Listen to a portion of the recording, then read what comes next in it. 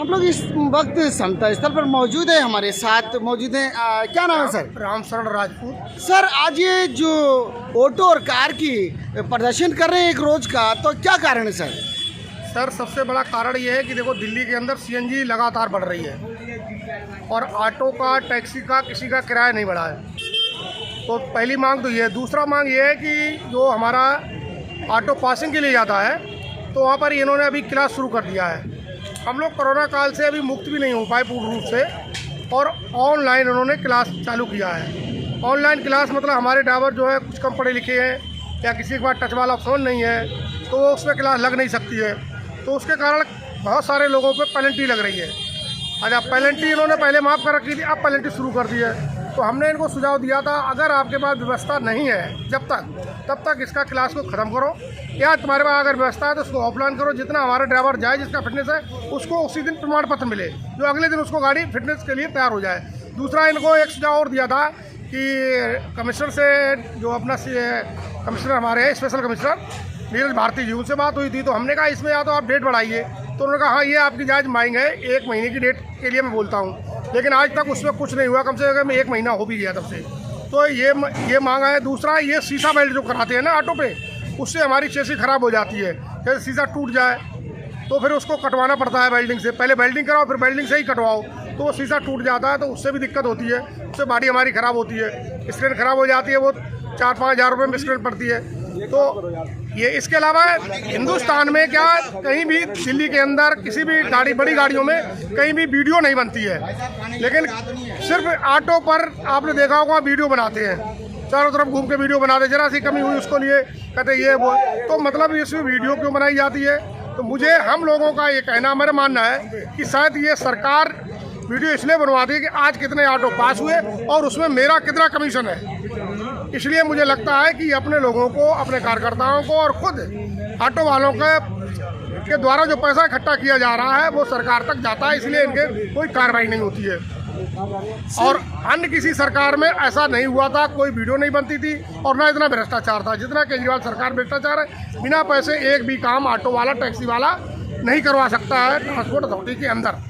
ऐसे ही इनका पानी का है, पानी भी इनका बेचा जाता है, ट्यूबवेल लगता है। हमारे यहाँ संगम बिहार में रहता हूँ, एक ट्यूबवेल का 3-3 लाख रुपए इन्होंने वसूल किया। तो इस प्रकार से ये हर जगह जो है लूटमार बचा रखी है। इसलिए इसके सबके माध्यम पे, इनके सबको देखते हुए हम लोगों ने यहाँ एक सांकेतिक अभी प्रदर्शन किया, धरना दिया है। अगर सरकार हमारी बात मानती है तो ठीक है, नहीं तो हम इससे आगे जो करेंगे वो भी आपको बताएंगे, और आगे चल के हम कोई बड़ा प्रदर्शन, धरना या हड़ताल जो भी आएगा वो करेंगे।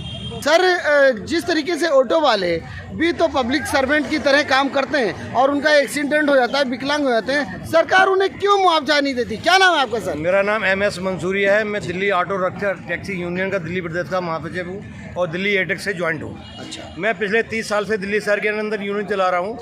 केजरीवाल सरकार जब 2014 में से जब बनी है तो ये ऑटो चालकों की बदौलत ही सत्ता पर बैठी थी। आज वही ऑटो चालक केजरीवाल सरकार के खिलाफ हाय हाय कर रहा है। वजह, इसका कारण क्या है कि एक हमने बोर्ड की गठन की मांग करी, सामाजिक सुरक्षा के दायरे में एक बोर्ड का गठन किया जाए, जिससे कि किसी भी ड्राइवर के साथ कोई अनहोनी हो जाती है, कोई रोड पर एक्सीडेंट हो जाता है, दुर्घटना हो जाती है, तो उसके बच्चों के लिए उसको मुआवजा दिया जाए, है उसका क्लेम दिया जाए। तो इन्होंने वो ठंडे बस्ते में डाल दिया।